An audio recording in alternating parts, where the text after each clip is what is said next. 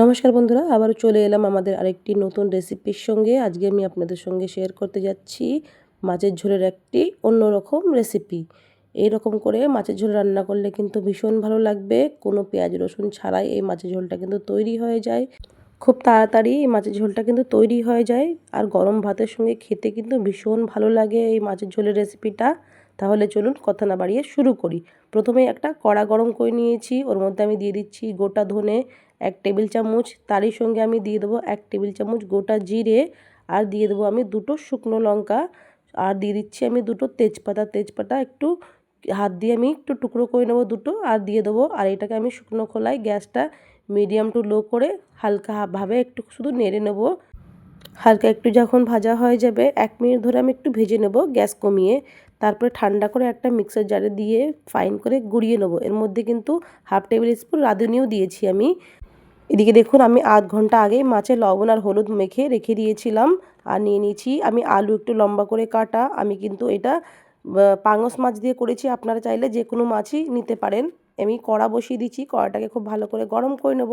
আর দিয়ে দেবো আমি সর্ষের তেল। সর্ষের তেল দিয়েই রান্নাটা করব। মাছ রান্না করার জন্য সর্ষের তেলটাই আমাদের বেস্ট হয় রান্নার জন্য। আমি এখানে আলু কেটে নিয়েছিলাম একটু লম্বা করে খোসা ছাড়িয়ে। 2টো বড় সাইজের আলু কেটেছিলাম। আলুগুলোকে একটু ভালো করে কেটে ধুয়ে পরিষ্কার করে নিয়েছি। এবার আমি তেলের মধ্যে দিয়ে একটু হালকা সামান্য হলুদ গুঁড়ো দিয়ে একটু লাল লাল করে ভেজে নেব। লাল লাল যখন ভাজা হয়ে যাবে তখন আমি আলুটাকে তুলে নেব একটা প্লেটের মধ্যে। খুব সুন্দর করে কিন্তু আলুটাকে ভাজতে হবে, তাতেই কিন্তু আমাদের মাছের ঝোলের আলুটা খেতে বেশ টেস্ট হবে। এবার আমি ওই তেলের মধ্যে দিয়ে দেবো গোটা জিরে। আলুগুলো ভাজা হয়ে গেছিলো, তুলে নিয়েছিলাম আমি। আর দিয়ে দেবো আমি একটা শুকনো লঙ্কা আর 2টো তেজপাতা গোটা দিয়ে এবার একটু ফোড়নটা আমার একটু যখন একটু ভাজা হয়ে যাবে, তারপরে আমি আস্তে আস্তে যে মাছগুলো লবণ আর হলুদ মেখে রেখে দিয়েছিলাম মাছগুলোকেও আমি দিয়ে দেবো। এই মাছগুলো কিন্তু আমি এই রকম করেই ভাজবো।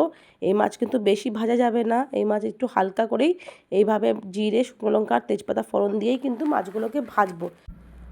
সমস্ত মাছগুলো যখন দেওয়া হয়ে যাবে আমি ওরই উপরে দিয়ে দেবো লবণ, আর দিয়ে দেবো আমি পরিমাণ মতন হলুদ গুঁড়ো, লঙ্কার গুঁড়ো, আর দিয়ে দেবো কিন্তু আমি ধনিয়া গুঁড়ো।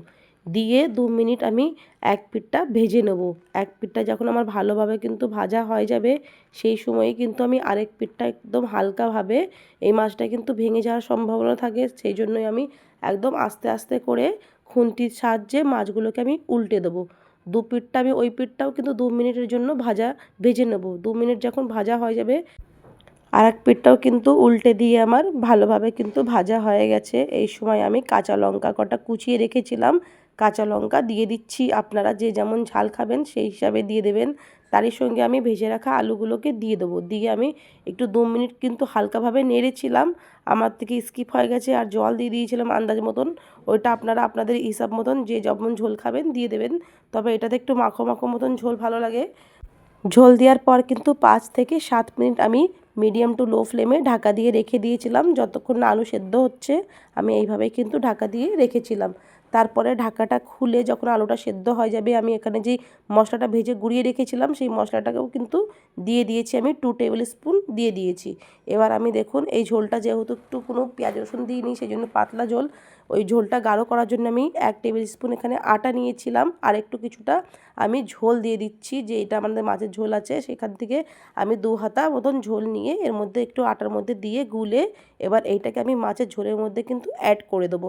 এতে করে আমাদের মাছের ঝোলটা একটু গাঢ় গাঢ় হবে, আর খেতে কিন্তু ভীষণ ভালো লাগে একটু গা মাখা ঝোল। আর এই মাছের রেসিপি কিন্তু আমাদের এই রকম করে ঝোল করে দেখবেন।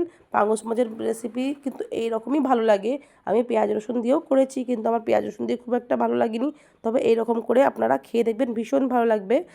আটা এবং ঝোল দিয়ে যেই আমরা একটা পেস্ট করেছিলাম সেই পেস্টটা দিয়ে আমি 2 মিনিট ধরে জাল দিয়ে নিয়েছিলাম। তারপরেই কিন্তু আমি একদম গ্যাস অফ করে একটা বড় পাত্রের মধ্যে আমি ঢেলে নিয়েছি। আমার এই রেসিপিটা রেডি হয়ে গেছে। গরম ভাতের সঙ্গে খেতে এই মাছের ঝোলটা কিন্তু ভীষণ ভালো লাগে।